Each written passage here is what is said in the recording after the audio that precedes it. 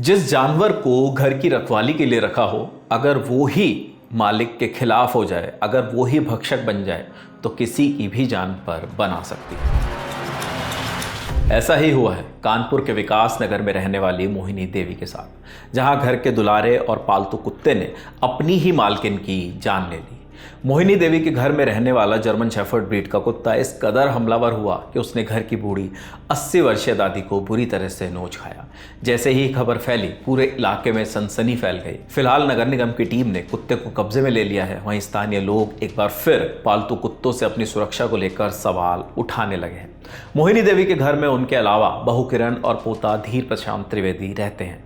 पिछले सप्ताह घटना वाले दिन सब अपने अपने कमरे में सो रहे थे। मीडिया रिपोर्ट्स के मुताबिक मोहिनी देवी अपने घर के पालतू जर्मन शेफर्ड कुत्ते को खाना देने गई, लेकिन कुछ देर बाद ही कुत्ते के भौंकने की आवाज़ आने लगी। घर में मौजूद मोहिनी देवी की बहू और पोते को लगा शायद कुत्ता किसी बाहरी व्यक्ति को देखकर भौंक रहा है, लेकिन फिर उन्हें महिला के चीखने की आवाज़ें सुनाई दी।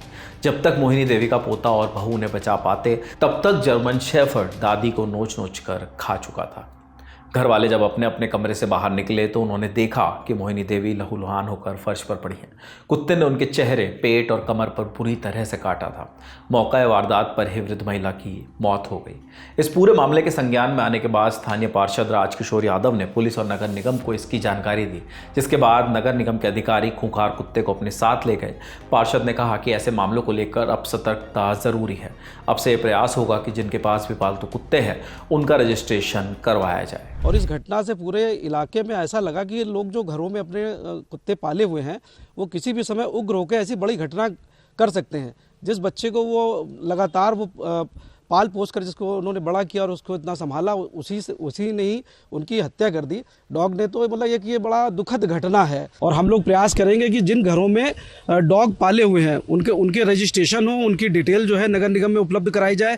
इस तरीके की लगातार जो घटनाएं हो रही हैं, आप कहीं ना कहीं देखेंगे सोशल मीडिया के माध्यम से कि तमाम सारी बड़ी घटनाएं, छोटे बच्चों पर हमले, और ये इस तरीके की घटना, मतलब एक महिला को डॉग ने फाड़ के उसकी डेथ हो गई और वो उसका निधन हो गया। ये बहुत बड़ा विषय है हमारे, ये पूरे क्षेत्र में एक सनसनी हो जाती है, सन्नाटा हो गया है पूरे इलाके में।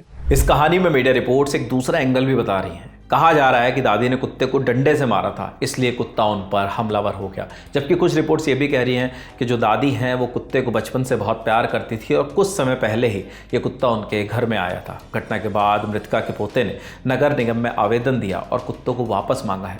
निगम के मुख्य पशु चिकित्सा अधिकारी RK निरंजन के हवाले से बताया गया कि महिला के पोते ने एक हलफनामा दिया है, जिसमें बताया गया कि कुत्ता हिंसक नहीं था। पोते के मुताबिक दादी ने कुत्ते को डंडे से मार दिया था, इसलिए उसने हमला किया।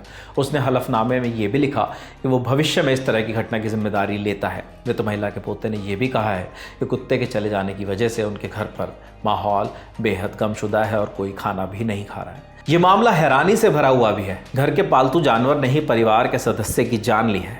अक्सर ऐसी खबरें हमारे सामने आती हैं। ऐसी खबरों पर आप क्या सोचते हैं, हमें कमेंट बॉक्स में ज़रूर बताइए। देखते रहिए दी लल्लन टॉप। शुक्रिया।